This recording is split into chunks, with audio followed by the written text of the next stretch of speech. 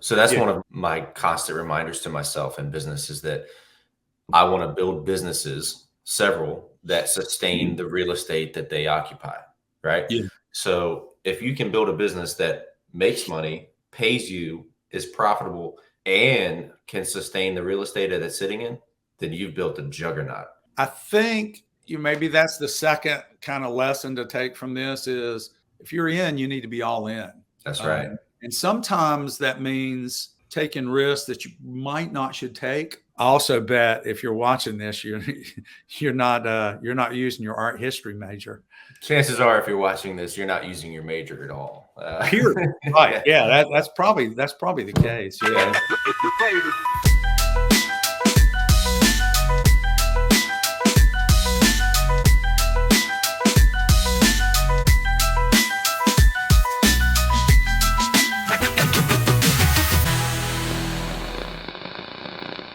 All right. Brett Munn, Dr. Brett Munn. How are we, brother? I'm good, man. How you been, Trev? I'm good. We are live on Facebook and YouTube. I'm sure we have about 82 people watching right now because you are the legend of Yadkinville.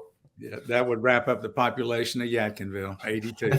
All 82 are watching. So let me tell you a little bit about my buddy, Brett. We met, help me out with the year. God. Well, when did you buy that house? 2017, 16, 16. Okay. So 2000, I think it was sooner than that. Well, anyway, it was what? I don't know. I was running Clean Image Property Maintenance at the time. It was a pressure washing and painting company, and you contracted us to help you with a beach house that you renovated. Correct. And we turned into friends. And over the years, we've kind of gotten to know each other. We've been to a football game together and hung out. Well, maybe some of the stories we'll leave out, but yeah, we had a couple fishing trips in there somewhere. Yes, I remember. We've had some fun, but this is called Through the Noise, Business, Life, and Lies by Trevor Steele. That's me. This is my podcast, and I like to have guests on the show that I consider great businessmen. That you definitely fall into that. You're a doctor, but you're also a business owner. So let's segue into that a little bit. Tell us a little bit about yourself and kind of your background. I started out in practice. I'm an optometrist and largely glaucoma, did tons of glaucoma. I was a glaucoma specialist, mostly external disease related stuff. After undergrad, went to Pennsylvania to the College of Optometry there at Penn. And then once I finished residency, I went to work as a staff doctor this was in 1987, went to work for it was the second largest ophthalmological group practice in the country, both on volume and revenues. So it was they're based in Southern Pines, but I went to their center in Charlotte. They have centers all over the place. And it was an outpatient surgical facility. We averaged doing a couple hundred cataract surgeries a month out of that office, which is a lot. And that wasn't their main office. That was a satellite office for them. Yeah, I was a staff doc. So I was a salaried employee like everybody else there. It was privately held. It's not publicly traded company. And, so I was going to be limited. And what kind of future I had there was really zero potential to buy into that practice. And, but it was a great experience in that twofold in that one, I was seeing tons of patients in my wheelhouse. In other words, it was a referral center. So there was no routine eye care done there, almost none. It was exclusively a referral center. So we saw tons of ocular disease and eye disease, and primarily in my case, glaucoma. And so that was a great experience. And, but moreover, it was a really good, I was getting paid to be educated on how to make money in eye care and how to run a practice, how to manage different styles of management, what seemed to work, what didn't work, their model for success was a really, it was inspirational for me because I've always had an entrepreneurial spirit. I wanted to be an eye doctor, but moreover, I liked the prospects of business ownership. But that's something when you're doing your medical training, you don't get. Right. Yeah, that's not part of your education. So a lot of that stuff we learn on the hoof, as they as you go along, or you don't. And unfortunately, and for medical personnel anyway, it's often the latter of those two. They just really don't understand much about business, and it limits what they can do and what they end up becoming, and eventually, as it's turned out, how medicine is done nowadays. So. Yeah, it seems like there's a big gap, especially in the medical industry. And I obviously cannot speak to the medical industry. I'm far from conventionally educated. But it seems like there's a large gap between graduating, getting a job, and then the people that take that job and create a business out of it. It seems like the guys with the job did well in life. The guys that You're right. There is, and it's, probably your listeners, or they wouldn't be listening, that business ownership is not for everybody. No. So I don't tout it to be the be all and end all for every person out there. Some people don't have the stomach for it. Some people don't have the work ethic for it. Some people don't have there's a bajillion different reasons why folks would either, one, not be successful, or really not have the heart for running their own business. It's really funny. A lot of folks in medicine and healthcare in general don't have that. They don't have the stuff that it takes to be in business for themselves. And it's becoming increasingly more so because of corporate medicine. You've got the business side is run by a corporate entity, and the physicians are just, punching clocks and seeing patients. They punch a clock at the beginning of the day. They're salaried employees, So I actually love this topic. I love this topic because there's so many people, the romanticism of entrepreneurship, right? It's specifically, I think, with my generation, not that our generations are that far off, but I'm significantly younger and better looking than you. But there's a calling almost to my generation to be an entrepreneur, right? And it's not all it's cut out to be unless that's who you were called to be, right? 100%. The struggle. And I think recognizing that is a big deal. For sure. Long after I had retired when I was 47. I'll finish the rest of that story, but that was a pretty big gap from, hey, I finished school. I retired at 47. But after I retired, talking about that, I one of my former associates, who was no longer in the practice, actually, she went back to work for a corporate entity that she had worked for before. One felt like she wanted to start her own practice. And so I tried to help her get started. And it took her about 3 years of private practice to realize she wasn't cut out for this. She wanted other things in life. She wanted to be a mom, and that's okay. Yeah, that's totally okay. Yes. Unfortunately for her, she didn't realize it until 3 years into being in private practice. Fortunately for her, the same group took her right back again because she's a great dog. So this is one of the main themes of this podcast, honestly, because this was unintentional. We didn't mean to arrive here, but we did. It's social media. Trevor, just for the rest of you, Trevor's been coaching me for about 2.5 weeks on what to say. I'm pretty much parroting everything he tells me. Yeah, that's right. That's right. Except nobody can tell Brett Munn what to do. So true that. That's true. He's also, by the way, he's like 6'7". How tall are you? 6'6", Seriously, 6'6", like 250 pounds. So, yeah. Okay, let's say that 250. Yeah, that sounds good. I just spent water all over my computer screen and my keyboard. That's good. Let's just hope let's just hope the computer doesn't give out on me. Yeah. Wow. So anyway, I was saying social media and podcasts like this, we get on and we talk about all the great things about being a business owner, right? Hoorah, look at me. But this is more about the ugly side. Yeah, I want to talk about the ugly side of being a business owner, because there's a little bit of responsibility that we have as business owners to the younger generation. There's people that are looking up to me. They think I'm this great person who's doing great things, and I'm proud of what I'm doing for sure. But I want them to know that this was not all glory. Well, the responsibility it isn't just to the people that come after you. It's for me, honestly, it was a big weight to know that I had, a staff of 20 something that depended on me for sure, doing my job and doing it well for their livelihood and their family's livelihood. Right. So, if you've got employees, it is a big responsibility. Now, I don't, depending on what your mindset and your makeup is, that may weigh really heavily on you. It may not. Some people can just say, hey, I'm here and you're benefiting from what I do. So I never could do that. I think if it doesn't weigh heavy on you, you probably shouldn't be an employer. Well, That's it's going to make it It's going to make it difficult to be a good human resource manager for sure. Have you ever lost somebody that you considered family and felt 100%. it hurts? It's real.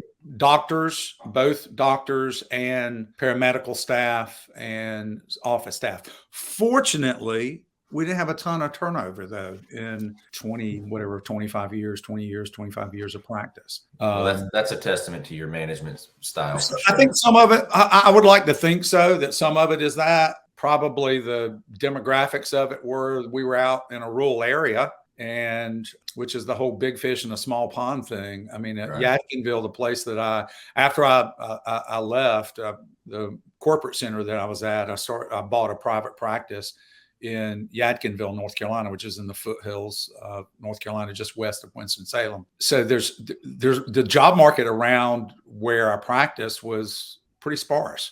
So I didn't have a lot of competition for quality folks to come to work. That's a big deal. Sure. I mean, I'm sure, from Clean Image, particularly in service related stuff like that, that's, that where you're going to do on the job training, which essentially we did. We had some that weren't, some of those positions weren't, like opticians and people that do glasses and contact lenses.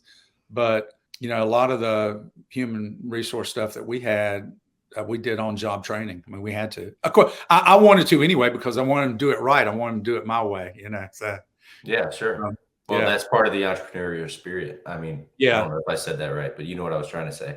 No, it is. It is. But anyway, and I'll kind of put this in a nutshell, the rest of that story. I knew after about 3 years of working in corporate medicine, which is what that was, that I wanted to be in private practice. I wanted to do my own thing, and I wanted to take some of the things that I'd seen the big guys do, right, and just implement it. Good business principles, I firmly believe, and this is across the board. I don't care what business you're in. Good business principles are good, period. And not, I would say 8, 9 times out of 10, they're basically good common sense principles, as far as when to expand, when to maybe the timing of everything is so important, when to hold back expansion, how to control your growth, how to, all of those things based on common sense. I mean, getting back to just human resource stuff, really, you shouldn't be treating your employees any differently than you'd want to be treated yourself as that employee. Correct. Now, depending on what your position in the company is, it may afford you different treatment. But like I didn't treat my doctors the same even though they were employees, that I treated my paramedical staff or my office staff for that matter. Anyway, I realized into my 3rd year of practice, I really would like to go into private practice. But I want to do this thing right from the very, very beginning, because I did not have the resources I was a salaried doctor making about $55,000 a year. Now, having said that, this was in the early mid 80s. So that wasn't a paltry sum, but you think, gosh, a physician ought to be making more than that. And I agree, but that's kind of the deal with corporate medicine. They're making money off of you. You're the cog. Correct. Yeah. That's correct. And so anyway, I thought, well, before I did not want to start a practice cold. I didn't want to start a business just cold, because the timing, the climate at that time really wasn't conducive to it. It was about the time that corporate medicine was starting to ramp up. And so all of these big conglomerates and hospitals were starting to suck up some of these small private businesses, just to use them as feeders for their hospital and their surgical volume. Anyway, so I felt like acquiring an existing practice was the best way to go. And I wanted to make sure I got I wanted to pick the right one. Mm-hmm. And so I did research on probably 24 different businesses around North Carolina and South Carolina. Just kind of took note of what they all had in common, and for the type of practice I wanted to have, which was a rural practice. So the three things that I came up with that kind of formed a criteria for which I evaluated practices were that they were a rural business, that they were the county seat, and that they had a hospital, in that all of the practices that were the most successful practices in the country literally had all three of those things in common. And I really couldn't find much else that did. It doesn't make sense unless you think about the kind of practice I wanted to have. Anyway, having said that, I settled on a practice in Yadkinville that was grossing about a little under $200,000 a year, but wasn't treating any disease. They were just doing glasses and contact lenses and eyewear. So, obviously, first thing I could do was come in and expand the services that business offered. And that's what I did. And in the first 3 years of existence of that practice, the practice's gross revenues doubled every year for 3 years with no change in overhead. That's incredible. Yeah, I say no change in overhead. We added some staff, so there was a little bit, but I cut some other things that allowed us to. So all of that was gravy. I mean, that money was going home or either being put back into the practice. Mm-hmm. And we literally, you were talking about the ugly things. The first ugly thing is, you have to take risk to be in business. Yeah. It doesn't always work. We're very fortunate that it did in our case. And when I say I mean, my wife and I, I'd finished my medical training, my residency, and had been practicing for 3 years. And we already had a 3-year-old. Yeah. And I quit my job to go start to take all the money that we had and put it towards a practice. We literally didn't have our first month's rent in the place that we were renting when we came to Yadkinville. So I had to make money from day one. I felt like I'd done my homework and it was going to work. I think we were 3 weeks into it, sitting at our kitchen table, counting receipts that day. And I looked at Laura and she said, "I think we're going to be okay." That's all I needed to hear. Yeah. That was my next question, was what was Laura's mindset during all this? Yeah, she was very anxious. And you've known me now for a while, and so that I may lack in a lot of things, but confidence probably not one of them. Sure. But even I was pretty anxious during that time because I didn't have a plan B. And I think maybe that's the second kind of lesson to take from this is, if you're in, you need to be all in. That's right.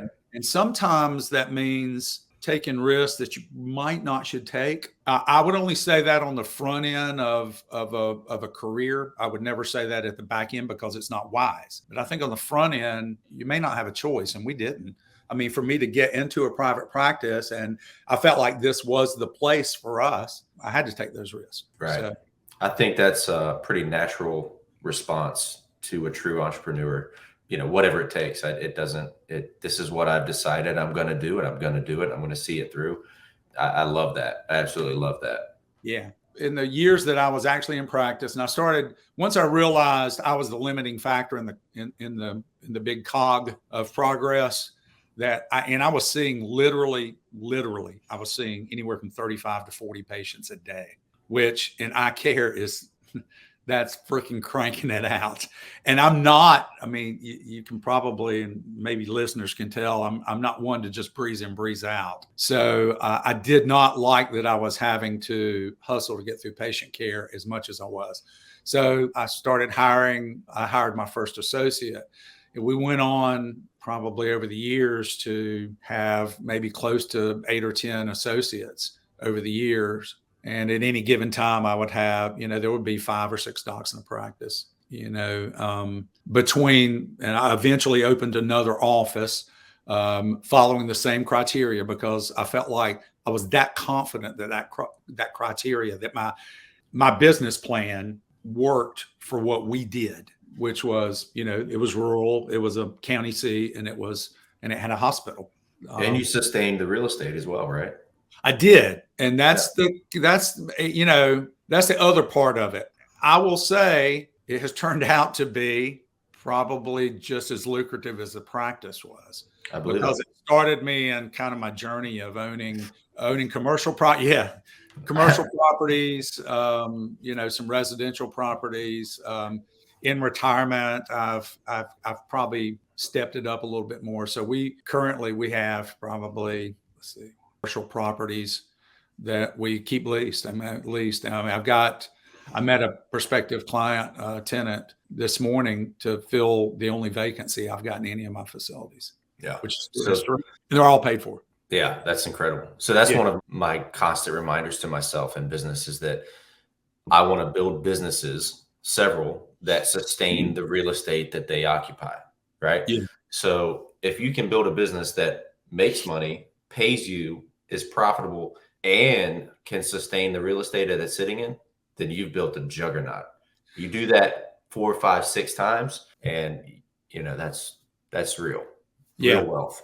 I'll share this with you because I think it's pertinent to what we're talking about right now, and that is that sometimes you have to get kind of creative with what you do with your physical plant and the place that you operate your business out of. And in my case, I did not do cataract surgery, nor did I do retinal surgery. So what I did was at both of the facilities that I had in my private practice, and I've owned one more since then, I brought in a surgical group, a cataract surgery group, and a retinal specialist that I leased space to. And they literally, it was at a time where before Medicare went through a big reform during the time of my practice, during my practice tenure. You can't really do this nowadays, but you could then. And it was a little gray, and a lot of it was how gray's a great color. Gray looks good on me. But having said that, it was kind of the essence of our model was it was a rural area. We didn't want patients, which had been the medical model heretofore. Rural patients were having to travel an hour to go get healthcare, 45 minutes to get healthcare. We didn't want them to have to do that. So what I did was I brought medical services to them, and then I brought the surgical services to them as well through leasing facility space to both a cataract group and a retinal specialist. My point being is we were able to find a creative way to generate even more revenue for times I wasn't even occupying the office. Right. So, like if I was at one office, I'd lease the other space to them, and I was leasing. I mean, I don't mind telling you, we were leasing our facility for close to $4,000 or $5,000 a month. And they were only there a few days a month. So, how long into your career did you realize you were in the real estate business? That the day they signed that lease. That's when you went. Got it. Well, and let me tell you, I was leasing the building initially from the previous owner. I had the option to sublet it. He saw the lease and challenged. He wanted a piece of that, right? And challenged me on it legally. And I went, okay. I had the option to buy it. That's the day I bought it. Good for you, man. I was like, nope, you've got nothing to do with this. And he doesn't. I mean, he had completely retired. He quit one day and I started the next. And so instead of just kind of buckling to that, we took another risk and bought the building and then turned right back up. It really wasn't much of a risk at all. I did have to finance it, but they were paying me 3 times what in lease for 3 days a month, what I was paying for the building. So I had these surgical groups paid from all of my buildings. Yeah. Actually. That's like it's McDonald's, right? What was his name? Ray Kroc. Yeah, Ray Kroc. He realized that they were in the real estate business, not lunch business, dinner business. Well, and some of these businesses, that is their business. Right. Well, that's what I mean. They didn't start out that way. I'll give you an example. I mean, and some of the viewers may know about this. You remember I don't know if you guys had them in South Carolina. I think you did. Boston Market. Do you remember? Yeah, they're still around, but not here. I think they're up north. They are more up north, but that actually started in North Carolina here. Yeah, it was good. It was really good. Fantastic. Yeah. But Boston Market realized that pretty quickly, and they spun off a subsidiary called Platinum Construction that actually became that did their real estate. And the reason they're not here anymore is because the real estate was more valuable than than Boston Market's revenue. So they just started dumping them. They started closing them and either selling or renting out so Platinum Construction's still around. How about that? Yeah, isn't that crazy? It started out like that, but it was kind of like the tail started wagging the dog. Yeah, I'm going to look into that. That's an interesting story. I It's had a no really idea. cool story. Yeah, they realized that it was super profitable because they So, picked great locations. But so was this always part of your career path? Did you have a clear vision from the beginning, or did you just kind of go with the flow and go where it took you? you mean where I am now? Yeah, sure. Well, I had always, and to be fair, I had some health problems, so I had to retire early. I told Laura, I said, I want to be retired by the time I'm 50. I love what I do, and I do, or did. And there are days that I still miss it, and I'm soon to be 62. There are days that I really miss it. But the game plan was, yeah, retired by the time I'm 50 in a perfect world scenario.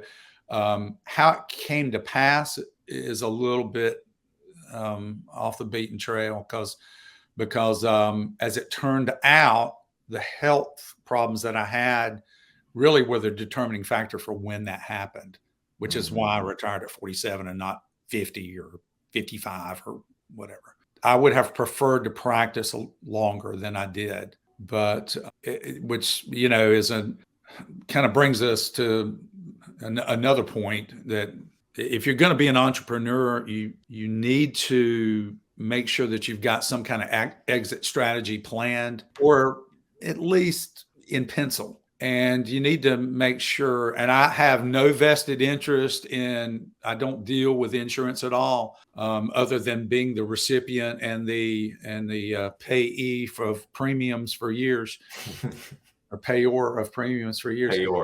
Payor of premiums for years. But I can espouse the virtues of disability insurance enough because I actually had to use mine. And how to structure that is a big deal. Mine was job specific. So if I couldn't practice as an eye doctor, And I mean, I'll give you kind of the Reader's Digest version of what happened.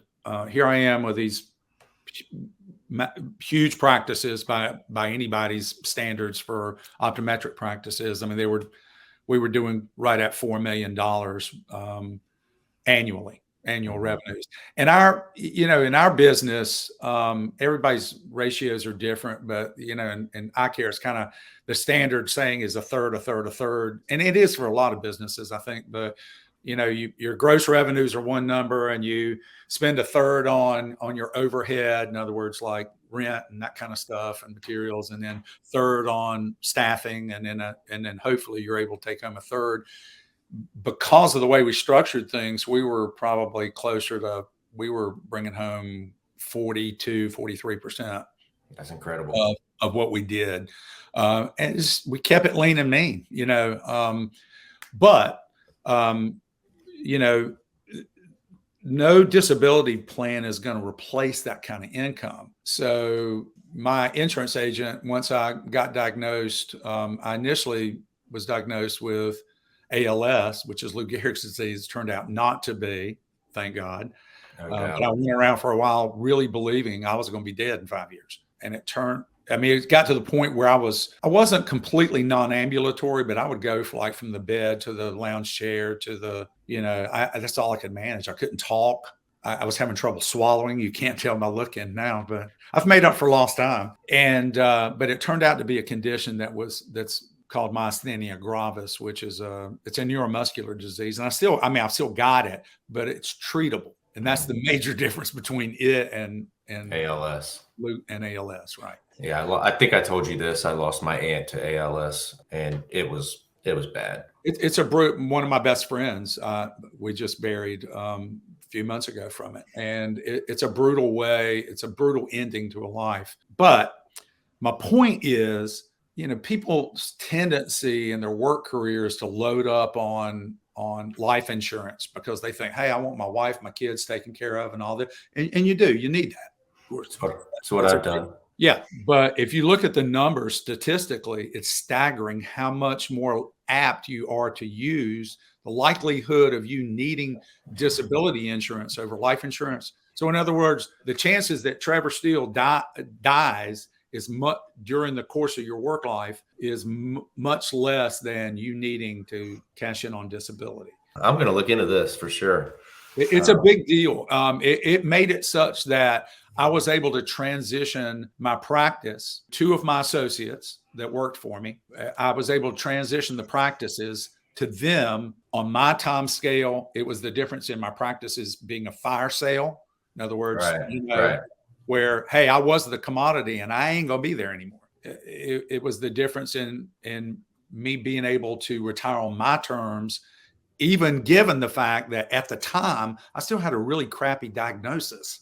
Right. It was a life sentence for as far as health care is concerned. And I mean, and it took them probably another 2 or 3 years to really get me. I went through all kinds of kind of chemotherapy type treatments, infusion therapies and all that before I kind of got my life back. But I had about a 4 or 5 year period there where it's a gap in my life, sort of. It was not a fun time, and that could have been a train wreck. Our family would have been in a vastly different financial position now if we had not planned it as well as we did. And I will tell you, you're only probably as good as your agent, because my agent that sold me these policies said, listen, you need to start reimbursing yourself for these premiums. You need to I had been buying my premiums through the business so you could write them off. And he said, go back 3 years, because that's what the federal government says you can do. Here's some of that gray area I was telling you about. Mm-hmm. He said, and you personally reimburse the practice for the last 3 years and start paying the premium out of pocket monthly, because we did it annually before. And I said, okay. He said, because you don't know when you're going to need this. And as it turned out, I practiced another year or two and still just trying to make it through. But I was already knew my health's getting worse. The reason we did that is because what it does from an accounting standpoint, you own that policy personally, so it's tax-free. Whereas my benefits, which are considerable, are completely tax-free. They would have been taxed close to 50% otherwise. So I get every dime that is paid out because you were paying for it personally. Correct. At the time I had to cash it in. If my insurance agent is listening to this is a good chance for you to reach out to me. Yeah. Well, I'm sure all of your insurance people, for folks that are listening, know those numbers better than I do. I can just tell you those numbers are very real from personal experience. About very rare conditions, he'd say it ain't rare if it's sitting in your chair. Yeah. So it's not rare if it happens to you. So true. Anyway, so we were able to sell the practices seamlessly, and they have gone on and done great things. And that's been 15 years ago, thereabouts. So let's I'm sure everybody's wondering who this guy is behind us on the background there playing guitar. And they're wondering what the heck incognito is. No, you're not incognito on your browser. That's the name of Brett's band. Tell us about that. And is this new in retirement, or is this something you've always done? I've always been a musician. I played. I had every frustrated musician. I'm not trained. I'll tell you that first. So I don't read a note of music. Some people would tell you I don't really play a note of music very well. But in high school, I was in a little garage band in high school, but I was a keyboardist. I didn't sing. A little backup. I'd sing some backup vocals. But so when my kids were growing up, I started playing some music with some friends just through the church.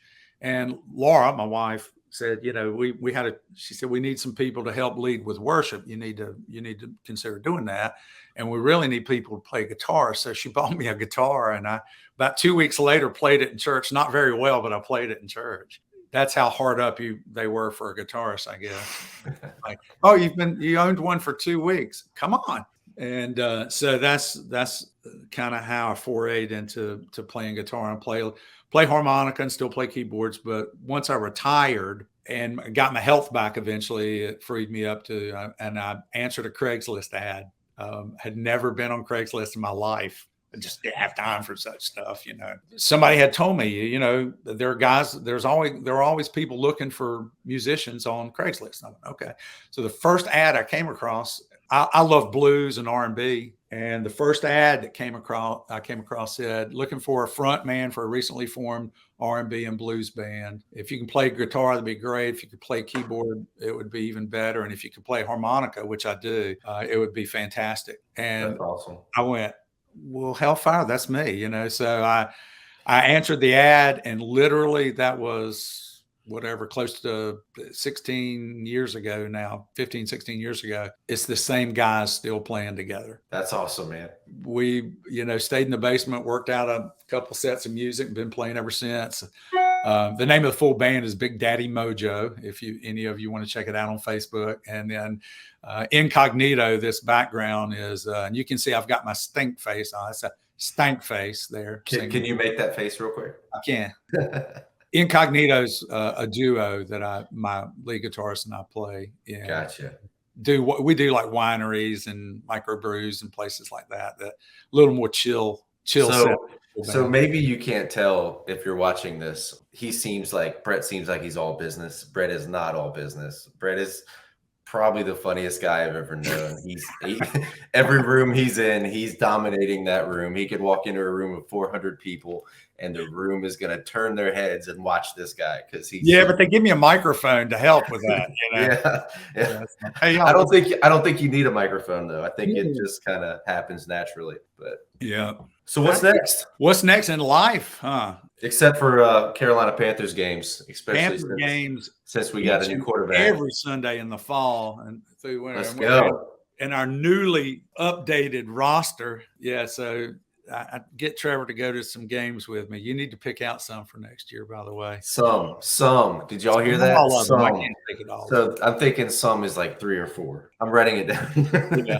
Yeah, I'm having a blast. We've got 4 grandkids now. We have 3 kids, 2 girls and a boy. They're all for the most part in the area, and we've got 4 grandchildren. We're having a blast with them. It's living life, man. Just again, it wasn't how I planned, but I mean, things worked out.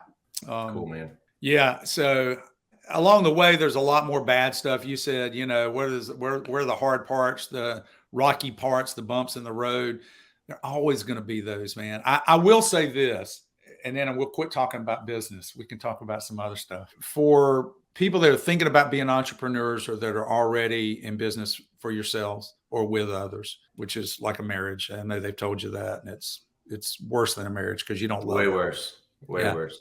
You have to kind of keep your eye on the prize, which you have to think forest and not tree. Don't get me wrong. You have to pay attention to the trees, but occasionally you're going to have some trees fall. They'll get disease and they'll fall and they'll just, go with me on this analogy. I'm making this one up off the hoof. The tendency is to make that the biggest thing in your life at that time. Like, oh my God, this tree fell. What are we going to do? Well, in the big scheme of things, I think there are some big trees you need to pay more attention to than others, but for the most part, that's just going to happen. You've got to just kind of get past those things. The thing with associates, when I started taking on other doctors, other professionals, that was a big deal. I mean, we had some kind of hinky things because some of them had the same notion and have gone on to start and own and run hugely successful practices.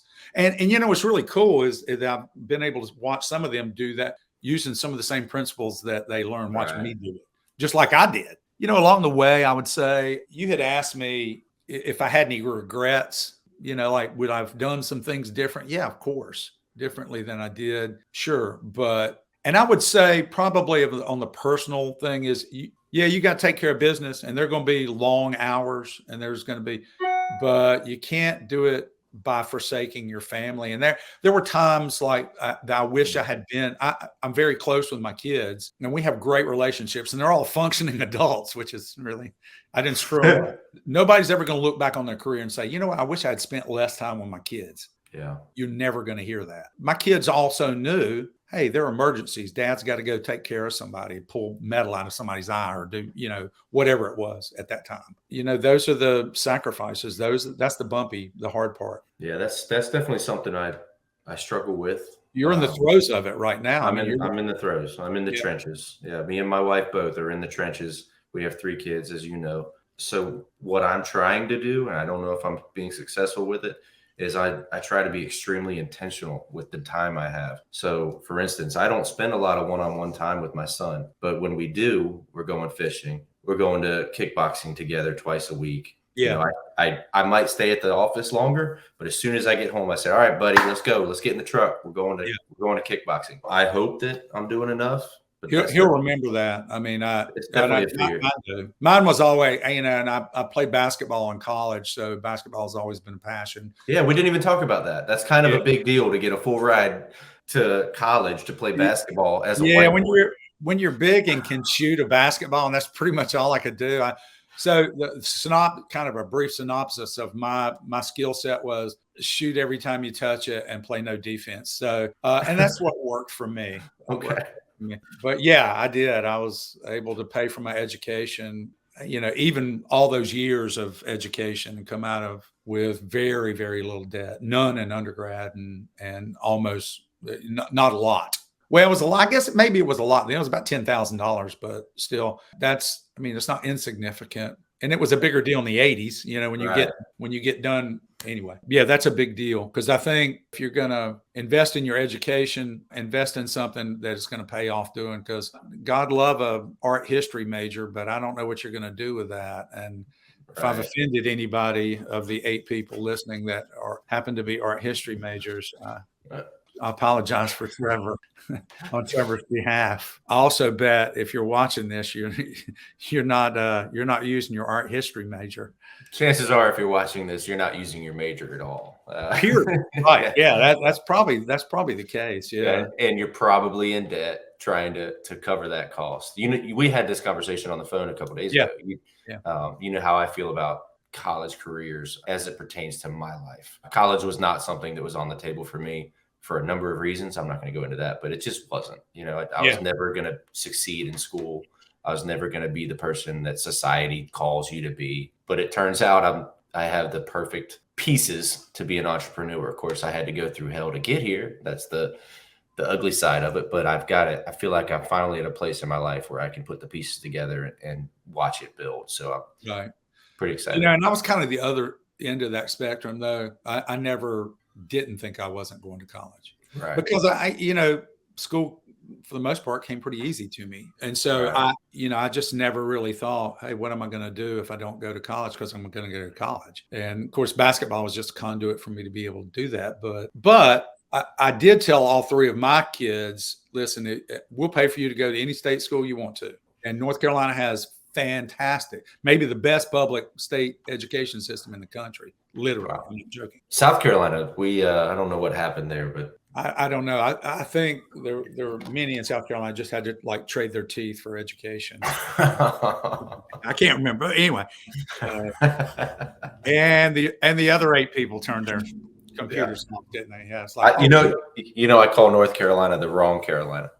Yeah, right. People say, "Oh, you're from North Carolina." No, I'm from South Carolina. That's the wrong Carolina. Yeah. It's funny. I was doing a lecture one time in Columbia, and there were probably, I don't know, there might have been 60 or 80 eye doctors in the room with me. And I'm doing this lecture, and I'm just hurrying like hell trying to get through this thing so that I can get back to my hotel room and watch our Carolina game. And I said, so if there's not any questions, then let's please not have any questions, because Carolina plays at 9. And they went, no, they don't play until tomorrow. And I was like, oh man. Yeah. My whole day. I said, you forgot where you're lecturing. I was like, yeah, I guess I did. Anyway, that's funny. So listen, Brett, I love you. You're a good friend of mine. I appreciate your time. I look up to you immensely. Buddy. Thanks for having me. And I'm looking forward to some more football games. Let's do it. I seriously look at the calendar, bud. Let me think. Who's the quarterback I want to see? Ours would be a good one to pick. Well, I always choose the game against the opponent. Yeah. So I'll think about it. Thank you, man. See you, buddy. How do we find you if we want to get a hold of you and watch you play live? You have a website? Go to Facebook. It's under Big Daddy Mojo is the name of the band, or Incognito-Music. But don't go incognito and Google Big Daddy. Don't do that. No incognito. I'm signing out. Thanks, brother. Big Daddy. See you, man. I'm signing out before it gets ugly.